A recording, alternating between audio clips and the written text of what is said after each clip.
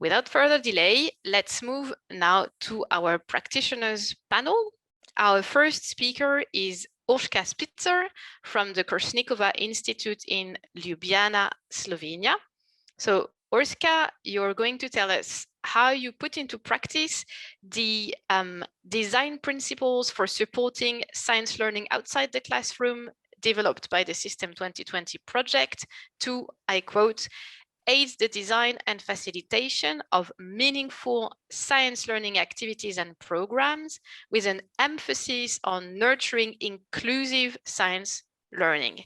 So Urška, you have 7 minutes and the floor is yours. Thank you so much, Julie. First, I will start sharing my screen. Just a second. So this is it. So hi, everybody. My name is Urška Spitzer. Firstly, I would like to thank for inviting me. Today, I will be talking about design principles for supporting science learning outside the classroom, specifically about the workshop we developed to implement the design principles in our educational activities. Before presenting the design principles, I would like really shortly present you our institution I'm coming from. This would be Kersnikova Institute from Ljubljana, Slovenia. So the Kersnikova Institute is an institute for culture, art, and education that works primarily as an institute for contemporary investigative arts, art connected with technology and science. Our main activity is the production and exhibition of art projects, which are presented at the Kapelica Gallery for Contemporary Investigative Art. However, the activities that support our main activities are educational and disseminational activities that take place in other 3 departments of our Kersnikova institution. So the educational activities of which I will be talking to you, speaking today, are mainly consisted of different workshops for kids and youngsters from the age of 8 to 25. So first and very important thing for you to know about the educational activities at Kersnikova is that they are linked with the program we have in our gallery. So for instance, when we hosted the exhibition of the Dutch artist Christian Zwaneken, who in his work explores different possibilities of interaction with plants, we asked our facilitators to develop different workshops that were inspired by this piece.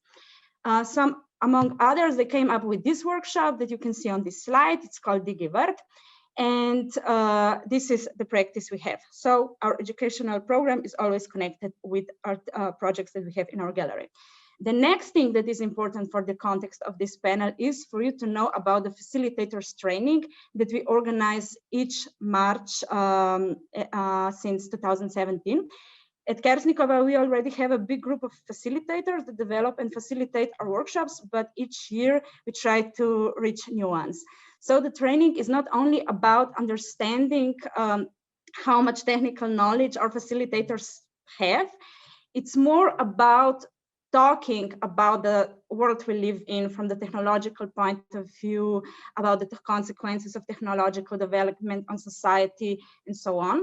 So this is also the aim of linking our educational program to the projects in Kapelica Gallery. We want our future facilitators, young people, and also the participants of the workshops, who are children between 8 and 25, to question the development of science and technology from an ethical perspective. So now to the design principles. Firstly, let's see what they are. So over the past 2 years, Aalto University from Finland, our the research partner in System 2020 project, built a set of design principles with different methods for each of them. The identification of the design principle is based on the consortium meeting that we had in Aalto University, and that was dedicated especially to this topic. So to identify the design principles, educators, learners, different stakeholders took part. The idea was to identify the most important principles for designing science learning activities that take place outside the classrooms, in spaces such as museums, galleries, centers, science centers, maker spaces, and so on. So at Kersnikova, very quickly we realized that this tool is a really special, really important tool because it structures the things we always speak about, things we try to reflect on during our facilitators training that take place the whole year, actually, from one training to another, and about the things we want to be aware of, right? So it is also an amazing tool, not only for new facilitators, but also for the educators to reflect on and to develop their practice. That means the educators that we are working with for many years now.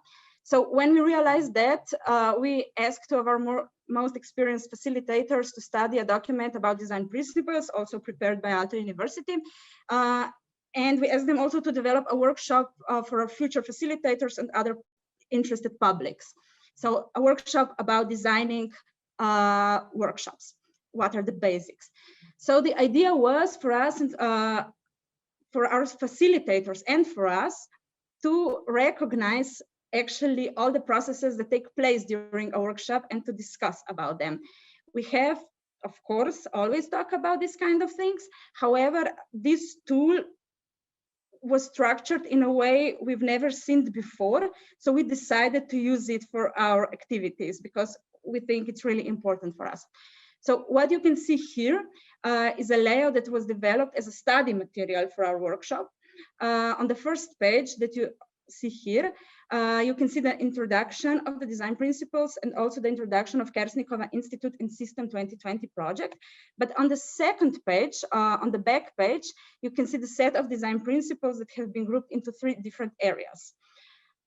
These areas were also recognized and made by Aalto University, but based on the things that partners from 19 countries were talking about at the meeting in Aalto University.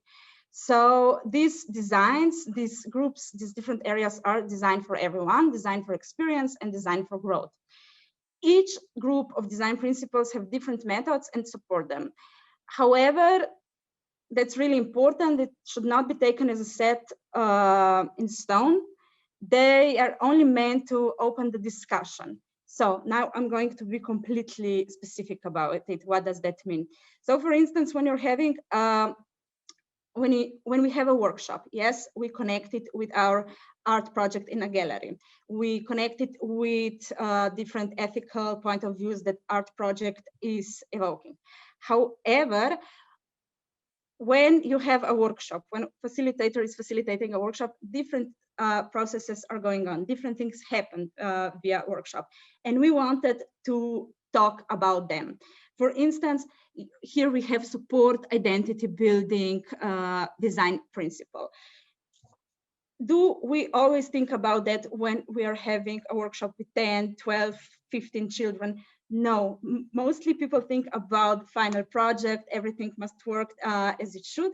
However, we want our facilitators to think about these kinds of things as well, to be cognitive, to say it like this about individual identities. And what does this mean during the workshop? How can you, you must realize different needs the different children have via workshop, and then give them different things to do, for instance. However, if you don't, if this is not something that a facilitator is conscious about, facilitator can only think about the technical point of view of the workshop. So although we always in the past talked about these kind of things, these design principles made by the System 2020 Consortium made a really structured principles that are a starting point for a conversation about the processes that are going on between during the workshops. It's really important for us to talk about diversity, but do new facilitators always talk about diversity? Not particularly. They're afraid, what if I will not be able to do the gadget correctly? What if the gadgets of the children will not be working properly? Okay, they will not, but it's important that when we are developing a workshop that we are thinking about diversity, about inclusivity, about accessibility. And this, as I said, is a great starting point. So for now, we already had 4 workshops, 2 with different stakeholders, 2 with future facilitators. Different stakeholders were also representatives of ministries of Slovenia, one of culture and one of science and education. And the basically, it was really a success because they were talking with different educators from schools, from formal education, then from facilitators, educationers from informal settings, and they saw how many different aspects and view do these people have. So it's not only important, these design principles, for the facilitators to talk about them, but also to share their thoughts, their different experience about different things that are going on during the workshop that happened to them. Because we also know some facilitators have an experience which is stressful for them, but is completely okay for somebody else. But it's very important that we all are aware of different situations. And these design principles basically help us do that. And we are really, really appreciate the fact that we were a part of building it and that we can now use it. So this is the second one that I'm showing you. You can now see also that we are also online showing the, here on the bottom, we have art project by Michael Sedbon, then we have Sociology workshop, which was once again connected with the art project. This is one of the aspects. And well, to wrap up, to say what is the meaning of the design principles. So here I went and chose 3 of them, which I think are the most important ones. Thinking of different aspects when developing a workshop, getting aware about different processes that take place during the workshop, and hearing other people's opinions, experience, thoughts. So discussion, sharing opinions, talking about things that are difficult for us, that we think we can do well. This is something that I think these design principles can somehow, I don't know, enlighten, or how do you say it? So I hope it was interesting. I hope I'm not too long. I forgot to look at the time. Don't worry, Urška. You used 3 minutes more, but that's fine. Oh, I'm so sorry. No, it was great to hear you. So I guess what we're taking away from your talk is how these principles help structure thoughts that were pre-existing, but it's really great to have them all in one place. And I guess they can also be used as a checklist. Okay, our next speaker is Sophie Perry from Science Gallery Dublin in Ireland. And Sophie, you're the reason why we ran a 1-question quiz on zines a few minutes ago, as they're the tool that you chose to develop as part of the inclusive science learning activities that you're going to present in the next 7 minutes. Awesome. Thank you, Julie. I now know that you are actually timing, so I'm going to start my timer as well to try and be efficient. I should be sharing my slides now. Can everybody see those? Great. So hi everyone, I'm Sophie, and I'm going to be talking about, yes, that curious word, zines, and their use as a learning portfolio to support reflective evaluation within the System 2020 project. So just a bit of context. I've just switched slides. Can you see I'm on the second slide now, just to check? Yes, hopefully. Okay, so just for a bit of context, this is the System 2020 map, which maps informal and non-formal science learning programs, experiences, activities across Europe. And I am speaking to you with my Science Gallery Dublin hat on. So that arrow points to one of many, many nodes of science learning opportunities in Ireland. And I'm speaking from Science Gallery Dublin. So as their research and learning coordinator, I've been a part of the System 2020 project within Science Gallery Dublin's team. And just as a bit of, I guess, background and context, so our key audience is people who are roughly 15 to 25 years old. And as the name can probably tell you, Science Gallery, we're all about kind of bringing science and art together and exploring the boundaries between those spaces and exploring topics with the lenses of science and art. So you'll probably see that coming up a bit in the tool that I'm about to talk about. So further, before I start getting into zines and talking really deeply about zines, I'm just going to explain why we developed this tool. So what we were looking for as part of the project. And basically, we knew that we wanted a tool which links quite a lot actually to the design principle for growth. So thinking about hearing different people's perspectives and understanding and evaluating. We wanted a tool that gave insight into learners' relevant and important experiences during non-formal science learning. And we knew that it was important that to get that insight, that it should be learner-led and it should be informed by learners' perspectives. And to support that, we thought it would be great if this tool was also fun, enjoyable, and process orientated. So what we did was we were throwing around a few formats of ways that we could find a tool that ticks all these boxes, like is really, rather than asking a very specific question and getting a very specific answer, we wanted a tool that was instead really open-ended and meant that learners could respond with what mattered to them. We had a few formats in mind, and we were able to trial these and refine them through our Open Mind Studio learning program, which is a 5-day educational program for young people at Science Gallery Dublin who are aged between about 14 and 16 years old. So, as you know, the approach that we thought would work best for this, supporting this explorative, open-ended and personalised learning portfolio reflective evaluation was zines. And as most of you already know, but maybe some of you aren't quite sure, as was shown in the poll earlier. So zines are small, homemade, kind of mini magazines. They can be bound, they can just be folded. They can contain just words, they can contain words and pictures, they can be more cartoony, they can be collage. So there are huge diversity, and some of them are very serious and educational, and some of them are completely wacky. And zines are a culture and a practice in and of themselves. And as Julie mentioned, in the past few years, they've become really, really popular.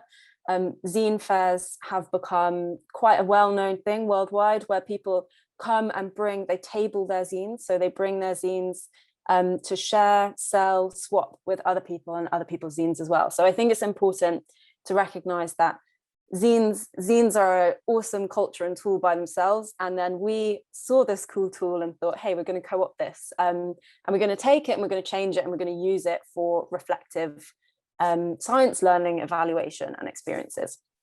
So I am just going to talk a bit now with my remaining 4 minutes about 3 minutes, about how we use the zines in this way and how they supported learning experiences at Science Gallery Dublin. So as I mentioned before, what we paired them was a 5-day program, like a 5-day continual program that young people come to from Monday to Friday in 1 week. So on the first day, once all the activity of the day is gone, we put 40 minutes at the end of each day in which the young people are going to come back and work on their zine every day. And the first day that involved introducing the idea of zines and zine culture, as I just did. And then actually making our own zines all together. So facilitators and young people going through these steps, as you can see here on this slide. It's super simple. There are a few binding methods, but we always pick the simple folded bind. So we take young people through the process, and then they have a booklet, a zine. And it's really important at this point to say, this is your booklet, this is yours, and it's for you. And the purpose of it is to support your learning, and it's a place for you to reflect and explore. And you can use writing, you can use drawing, you can use painting, you can use etching, whatever you want. It's really personal. But we're going to share what you've done in that zine on the last day of the workshop. So it's very important, 1, to give the freedom, but 2, to say we will be sharing and reflecting on this together at the end, so that doesn't become a surprise. And then once the zine is made, I spoke at the start about the importance of this being learner-led, but we quickly learned during the trials that you can't just give young people a zine and say, tell us about the week, and give them no prompts and no instructions, because that's very kind of flummoxing and kind of intimidating. So what we eventually developed were these set of 4 prompts, basically, 1 on each day. And these are broad enough that if young people want to follow their own interpretation, their own understanding, that's totally fine. But if they really don't know what to do, they can just answer the question.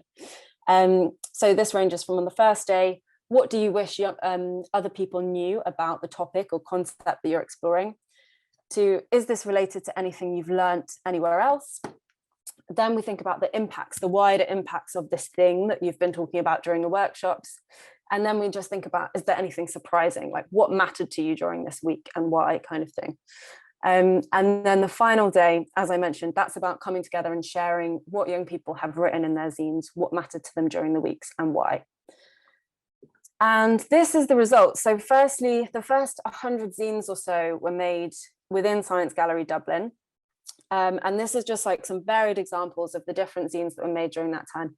And as you can see, young people got super creative, like even folding. Some people came up with different ways of folding their zines so that the story kind of like emerged in this different way. There's one at the top there, which is all about instructions about how to do a particular workshop that they really liked. Some of them are all drawing, some of them are more diary focused. And then we've got different like drawing, collage.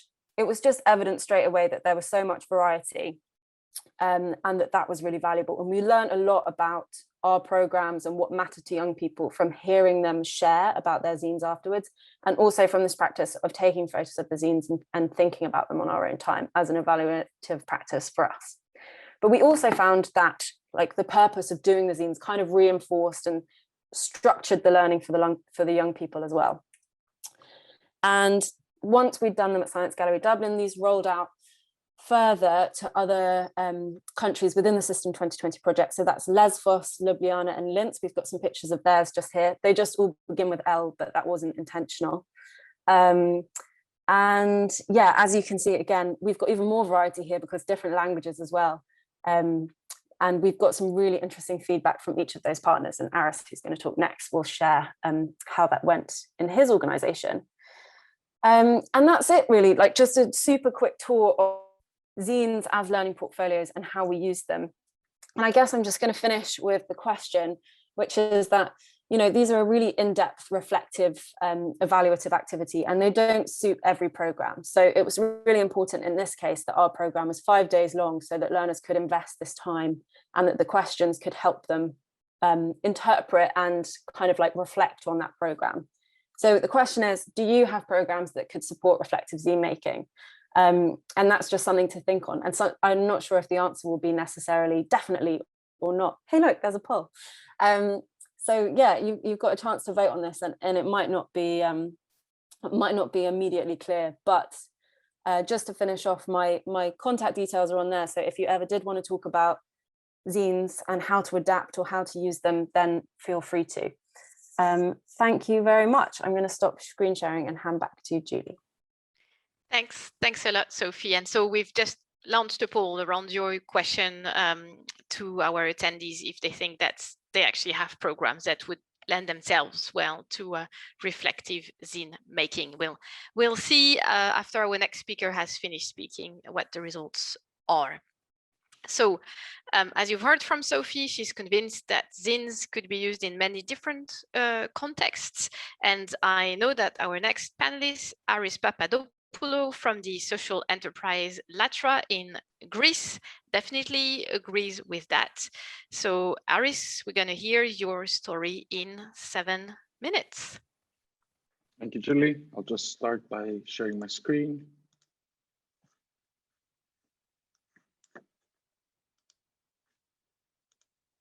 Can everybody see my screen? Great.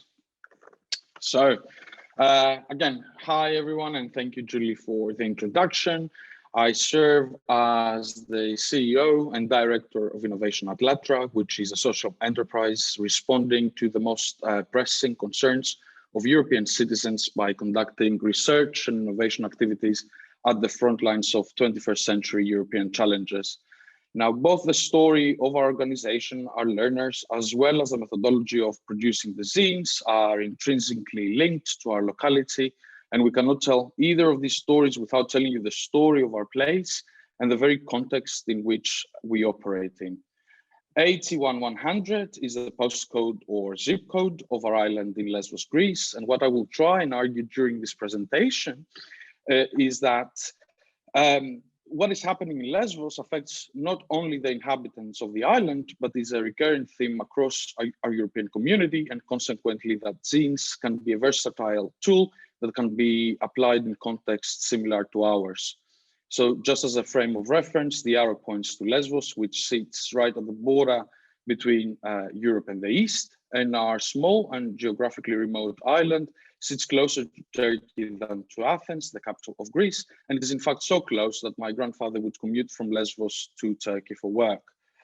We'll begin to tell you the story of our place by showing you 3 different maps of Lesbos, each revealing a different facet of what is currently happening on the island. The first map, highlighting Lesbos with a burgundy red color, shows the intensity of arrivals of refugees and migrants and is telling of how the island, despite its relatively small size, has received in excess of 1 million arrivals since 2015. The map in the middle shows the prioritized areas for implementation of the Just Transition Mechanism, which is an EU financing instrument aimed at supporting specific underdeveloped areas across Europe to integrate in the European Green Deal, which has been hailed by the current EU president as Europe's man on the moon moment.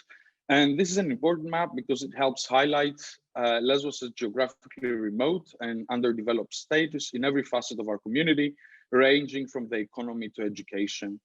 The third map, showing both Lesbos as well as Athens with bright red colors, is a map showing COVID-19 cases across Greece. And it's not only telling of the paradox of a remote island of 80,000 inhabitants having the same COVID-19 intensity as an urban center of 3.5 million people, which is Athens, but also of the impossible lockdown measures that have been imposed on Lesbos and which have been amongst the hardest in Europe. So in the name of public health, adversary forces who have fought against solidarity and human rights found an opportunity to curb civil rights and freedoms, turning our island, communities and common into civic deserts. And in this slide, you can see such a civic desert, which is Moria refugee camp in Lesbos and what used to be the largest refugee camp on European soil prior to it being burned on the ground in September 2020. Originally built for 3,000 people, it had reached accommodating 13,000 people. And the critical piece of information you need to retain is that every one of our young learners at some point in their lives had to experience and endure living in Moria, including unaccompanied minors as young as 8 or 10 years old who had to daily navigate through violence exploitation. So imagine this being the place where you were forced to spend your lockdown and critically being devoid of hope of finding a better tomorrow whilst being there. It is safe to say that at every part of their young lives, our learners had to endure systemic violence and bias from state, policy, and peers. And as a result, these were the themes that emerged in the zines. The learners produced the zines in the context of workshops aimed at introducing them to European values such as democracy, freedom, and respect for human dignity. And up until that point, we had run similarly themed workshops, but what we had struggled with was not the comprehension of the theme by the learners, but its translation into tangible learning outputs. In other words, learners were able to understand the principles, but could not convey their insights.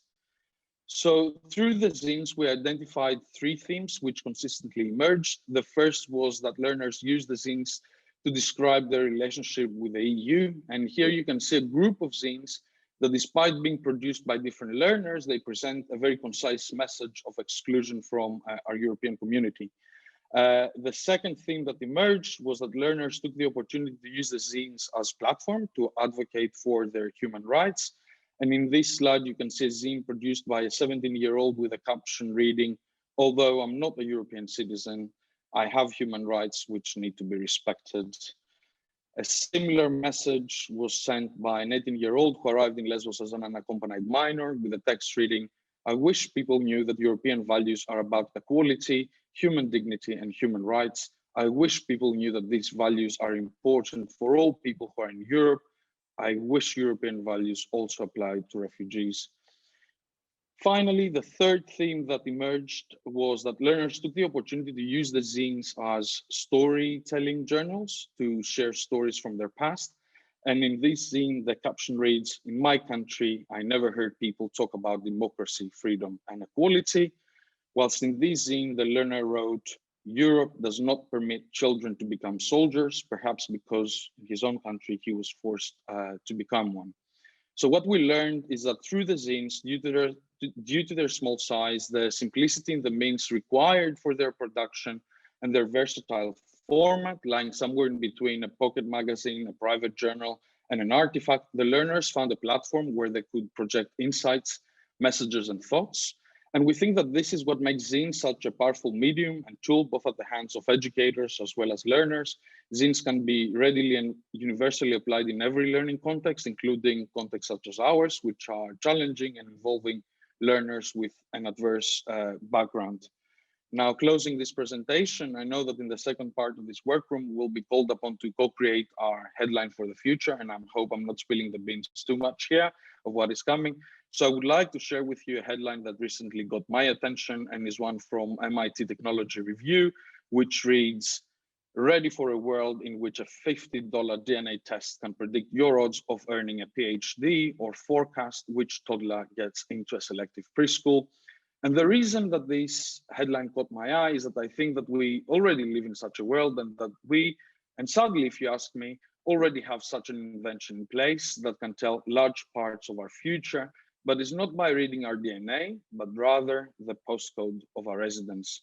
Because chances are that if your name is Fatima or Mohammed and your postcode is 81100, most likely you do not have access to a preschool at all, and your chances of earning a PhD are predetermined and stacked against you. Thank you for listening, folks. Thank you, Harris, for such a great presentation. So having heard our 3 case studies, I now invite attendees to ask their questions using the chat. So our speakers are back on camera, ready to answer your questions. Take a little bit of time to think about the questions that you have for them. Actually, there's a first very practical question, someone asking if we can share the design principles again. So we will do that. We'll drop a link to the design principles into the chat, and I can see it's been done already. Poll results that will be of interest for Sophie and anyone else interested in zines. So out of 31 people who answered the poll on both Facebook and Zoom, I'm aggregating the results. More than half, 17, thought that yes, maybe they did have a program that would lend itself to using zines as a reflective tool. 3, no, and 11, yes, easily. So you still have to convince half of the people, but I think they are ready to listen to you. And maybe I'll take this opportunity to ask you a first question, Sophie, which is, how do you assess the zines and their effects once they are complete? Yeah, so I think that there are a few ways to do this. But I do just want to say, thinking about like assessing the zines or their effect, like let's think of the zines rather than them having an effect themselves, but like the zines are a way of understanding the way that the workshop worked on the learner themselves. So rather than thinking like, what was the effect of this zine, the zine helps us think, what was the effect of this workshop and why? And then assessing it, the word assess for me, I'm always like, oh no, that sounds like a bad thing.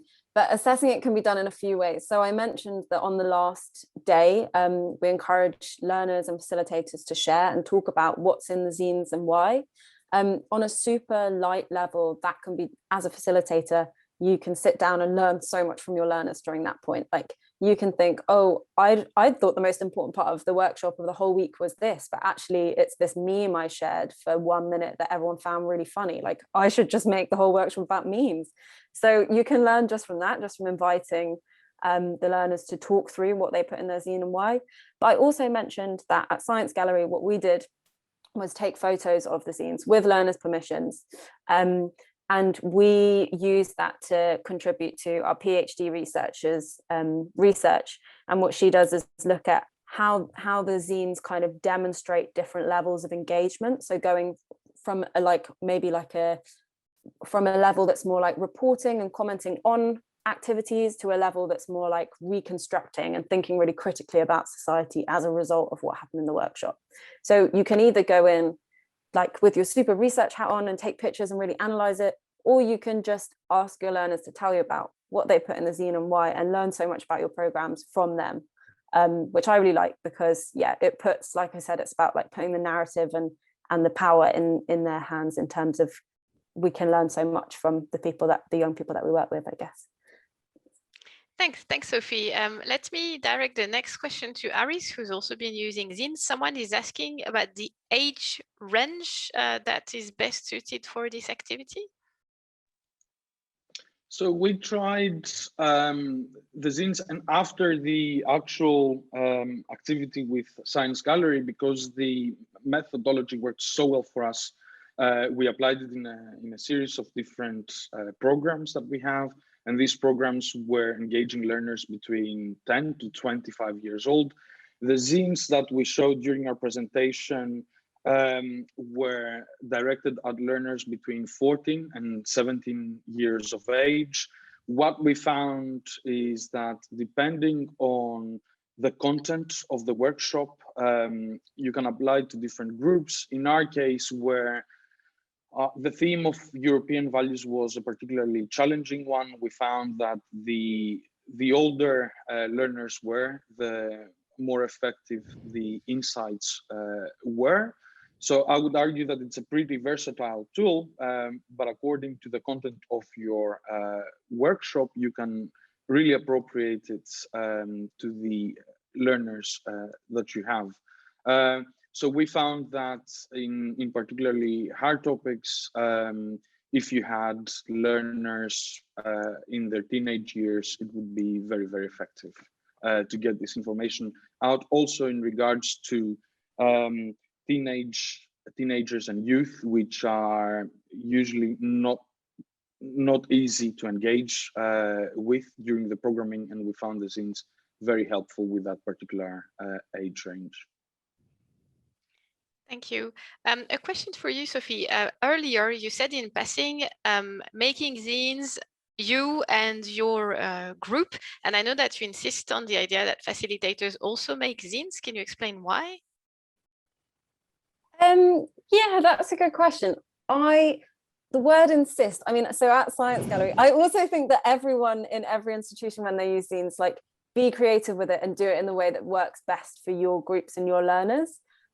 Because there is no one way that's the best way. But I think at Science Gallery, and also like in work that I do with young people generally, the idea of joining in as a facilitator and like physically making the zine just adds to that experience of this is an activity for all of us, and it's useful. It's not something that you are being told to do that we're exempt from because we're the grown-ups. It's like, this is useful for all of us.